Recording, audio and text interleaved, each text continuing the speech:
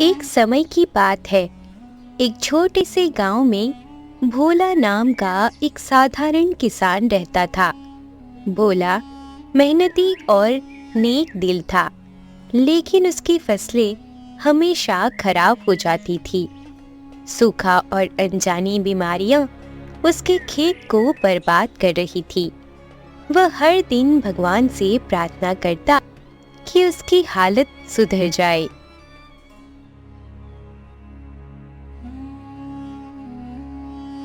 बीना, अरे ओ बीना, जरा पानी लाना तो। जी, ये लीजिए पानी। क्या हुआ जी? आज भी खेत में कोई अनहोनी हो गई क्या? हाँ, अब क्या बताऊं बीना, इतनी मेहनत करता हूँ, रात दिन समय से खाद पानी सब देता हूँ, फिर भी पता नहीं फसल कैसे खराब हो जाती है। लेकिन ये सब बार बार क्यों हो रहा है? भगवान भी जैसे हमारे दुश्मन बन बैठे हैं।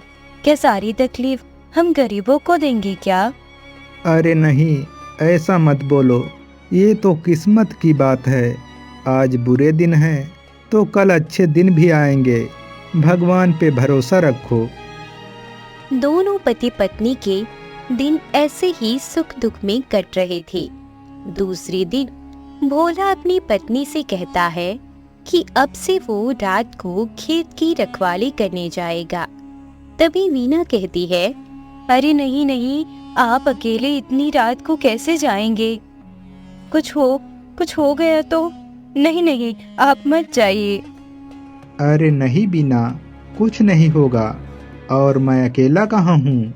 आसपास के खेत वाले भी सब अपने अपने खेत की रखवाली के लिए आने वाले हैं, तो तुम चिंता मत करो।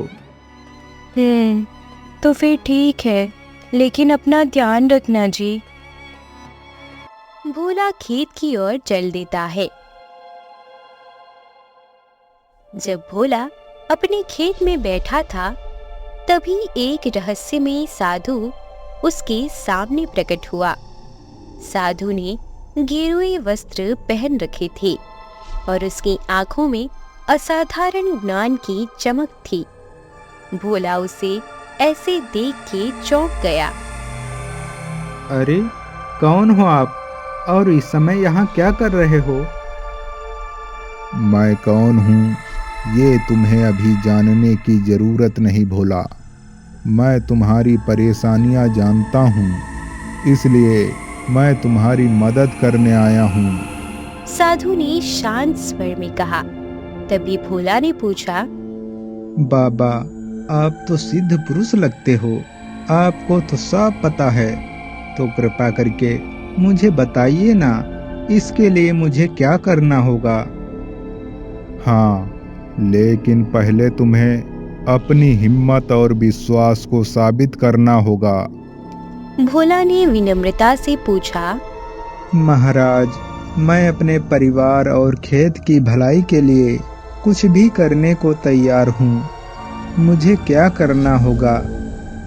साधु ने मुस्कुराते हुए एक छोटी शीशी में भस्म दी और कहा, आधी रात को इस जंगल के किनारे पुराने पीपल के पेड़ के पास जाओ। वहां तुम्हें एक जादूगर मिलेगा, जादूगर श्याम। इस भस्म को उसके सामने छिड़कना और वह तुम्हें एक रहस्य बताएगा। पर ध्यान रहे, वह साधारण व्यक्ति नहीं है। अपनी हिम्मत बनाए रखना, सफलता तुम्हारे साथ होगी। इतना कहते ही साधु वहां से अदृश्य हो जाते हैं। भोला कुछ समय यूं ही उस शीशी को देखता रहता है और सोचता रहता है कि ये सच है या सपना। सोचते सोचते उसकी आंख लग गई। रात बीत गई। सूरज की किरणें खेतों पर आने लगी। भोला जल्दी से उठ के अपने घर चल दिया। घर जाकर उसने सारी बातें अपनी पत्नी को बताई। तो क्या सच में इस शीशी से हमारे सारे दुख दर्द मिट जाएंगे? अगर ऐसा हो गया तो ये तो बहुत अच्छा होगा। उसी रात भोला ने साधु के निर्देशों का पालन किया और आधी रात को पीपल के पेड़ के पास जाने के लिए निकल गया। तभी रास्ते में उसे लल्लन मिला। अरे भोला भैया, इतनी रात को कहाँ चल दिए? कोनो बात हो गई क्या? सब ठीक तो है ना?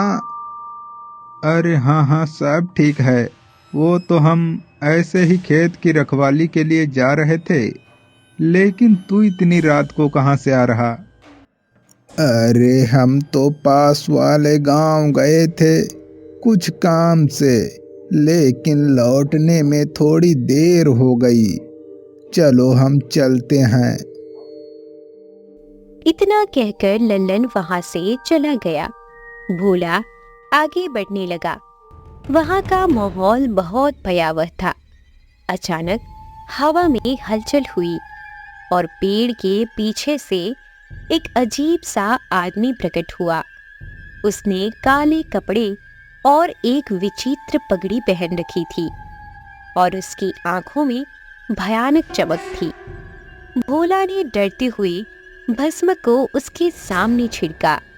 जादूगर श्याम ने एक भयानक हंसी के साथ कहा, आओ आओ किसान, मुझे पता ही था तुम जरूर आओगे।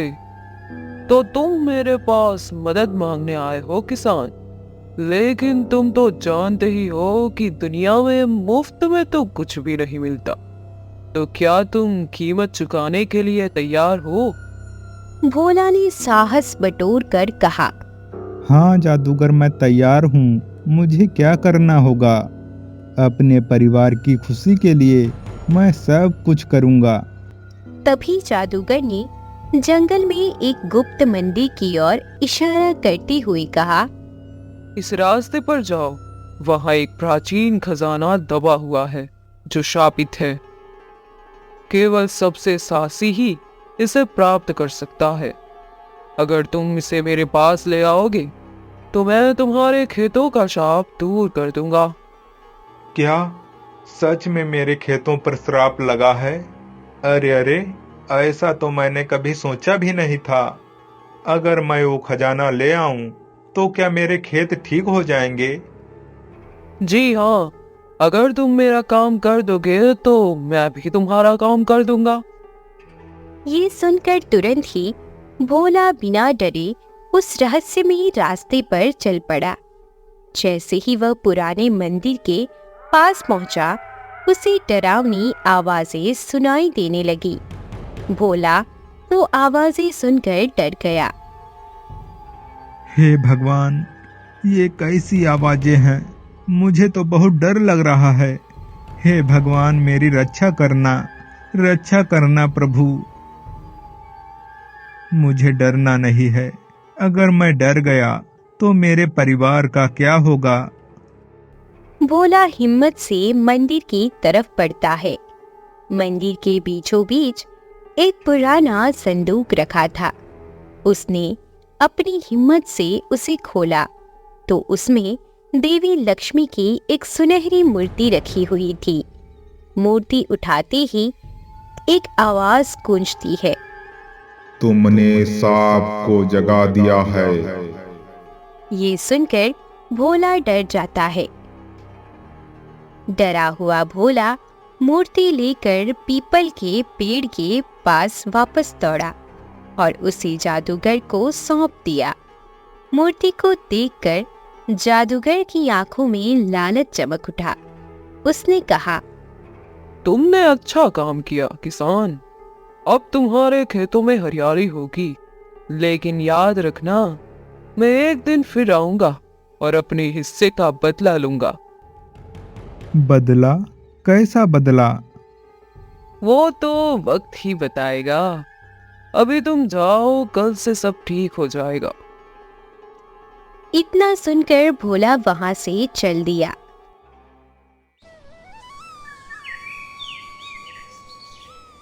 अगले कुछ महीनों में भोला के खेत लहलहा उठे और उसका परिवार समृद्ध हो गया।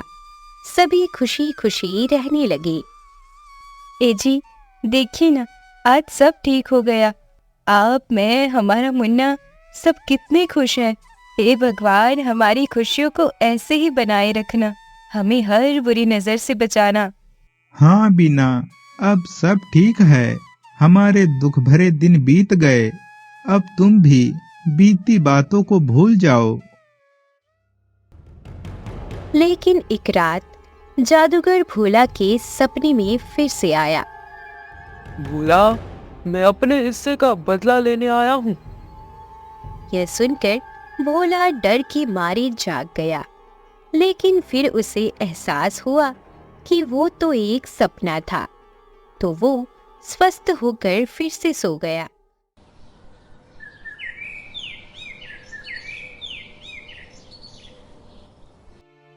अगली सुबह भोला ने पाया कि उसका बेटा लापता है। वीना ने घबराते हुए कहा, सुनिए सुनिए ना, मुन्ना कहीं दिखाई नहीं दे रहा है। अरे दिख नहीं रहा है का क्या मतलब? गया होगा कहीं खेलने, आ जाएगा।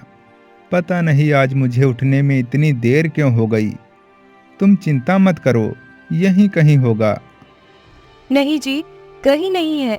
मैंने सब जगह देख लिया, गांव के बच्चों को भी पूछ लिया, खलिहान भी जाके देखा है, वो तो कहीं नहीं है। मुझे बहुत डर लग रहा है, कुछ कीजिए ना। आप मेरे बच्चे को कहीं से भी ढूंढ के लाइए। जाइए, जल्दी जल्दी जाइए। हे भगवान, मेरे बच्चे की रक्षा करना। अब बोला थोड़ा घबरा जाता है और वो मुन्ने को ढूंढने निकलता है। घंटों तक ढूंढने के बाद भी मुन्ना नहीं मिला। तभी अचानक उसे अपने सपने की याद आती है। उसे समझ आ गया था कि जरूर ये काम उस जादूगर का ही है। वह घबराया हुआ खेत पर गया और कहने लगा, प्रकट हो साधु बाबा, मुझे आपकी मदद चाहिए। प्रकट हो बाबा, प्रकट हो। तभी वहां साधु बाबा प्रकट हुए। वह साधु के पास पहुंचा और मदद की गुहार लगाई। तभी साधु ने गंभीर होकर कहा, मुझे माफ करना भोला, ये जो हो रहा है उसमें मेरा ही दोष है। उसमें आपका भला क्या दोष बाबा, आप तो मेरी मदद करना चाहते थे। हाँ भोला, लेकिन दोस्त तो है, क्योंकि जादूगर और कोई नहीं, मेरा शिष्य श्याम है, जिसे मैंने सारी विद्याएं सिखाई थी। मैं अब बूढ़ा हो चला था, तो मैंने अपने उत्तराधिकारी के रूप में श्याम को सारी शक्तियां दे दी थी, ताकि मेरे जाने के बाद वो लोगों की भलाई कर सके। किंतु उसने शक्तियों का गलत फायदा उठाया है और तुम्हें ठग लिया। ठग लिया? वह कैसे? मैं कुछ समझा नहीं। और मेरा बेटा कहाँ है?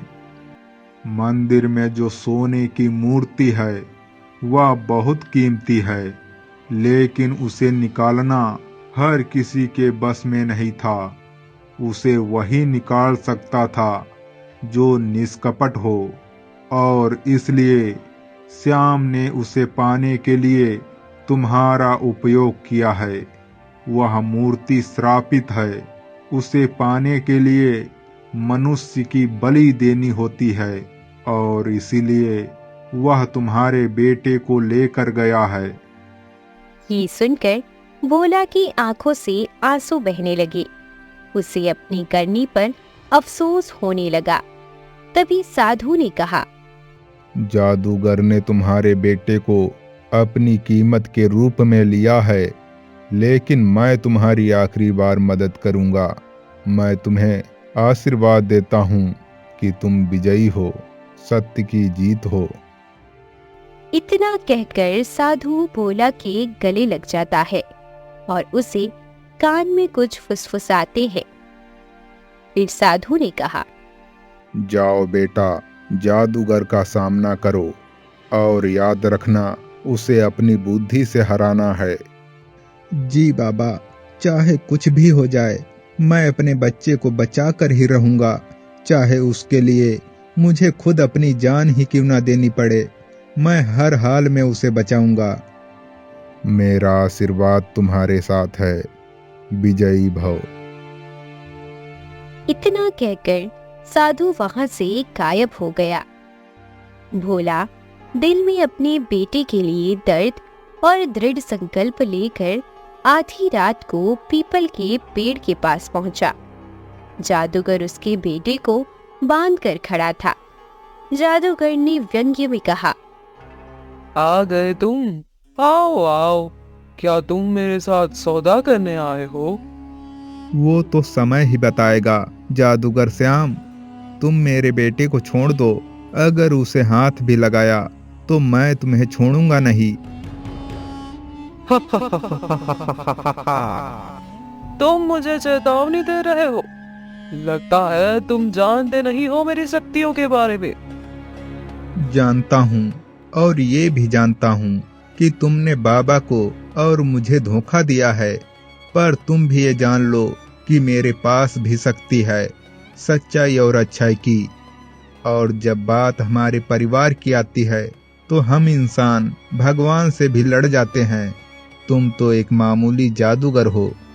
भोला की ये बातें सुनकर श्याम गुस्से से आग बबूला हो जाता है और वो मुन्ना पर वार करने के लिए आगे बढ़ता है।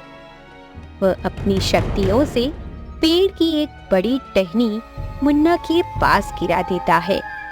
ये देखकर भोला डर के मारे चिल्लाने लगा, रुक जाओ श्याम, मुझे माफ कर दो। अगर तुम्हें लेनी है तो मेरी जान ले लो, लेकिन मेरे बेटे को छोड़ दो उसे कुछ मत करना। ये सुनकर श्याम घमंड से चलता हुआ भोला की तरफ आता है और उसे कहता है, क्यों डर गए?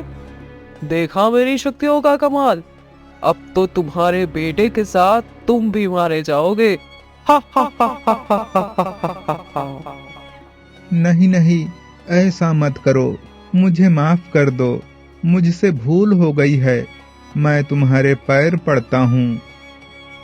इतना कहकर भोला जादूगर के पैरों में गिर जाता है, पर जैसे ही वो जादूगर के पैरों को छूता है, जादूगर जोर से चिल्लाता है,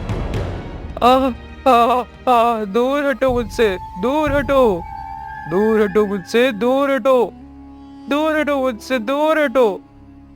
लेकिन भोला उसके पैर नहीं छोड़ता। कुछ पल के बाद भोला उसको छोड़ देता है।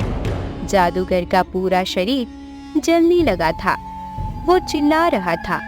दरअसल भोला ने साधु का दिया हुआ ताबीज उसे छुआ दिया था। जादूगर चलने लगा था। थोड़ी देर में वह गायब हो गया। वह सोने की मूर्ति भी गायब हो गई। भोला अपने बेटे को लेकर घर लौटा और हमेशा साधु का आभारी रहा, जिसने उसे अपनी हिम्मत और बुद्धि से संकट से बाहर निकालने की राह दिखाई। मेरा बच्चा, मेरा बच्चा, हे भगवान, आपका बहुत बहुत आभार कि आपने मेरे परिवार को बचा लिया। मेरा बच्चा, कैसा है तू? तुझे कुछ हुआ तो नहीं? नहीं बीना, कुछ नहीं हुआ, हम दोनों ठीक हैं।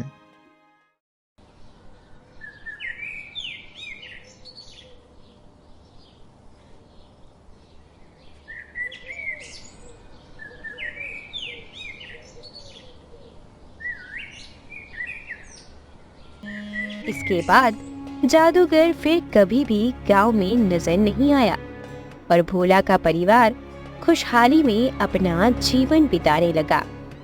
बुराई चाहे कितनी भी ताकतवर हो, लेकिन सच्ची हिम्मत और विश्वास से हर बुराई पर जीत पाई जा सकती है।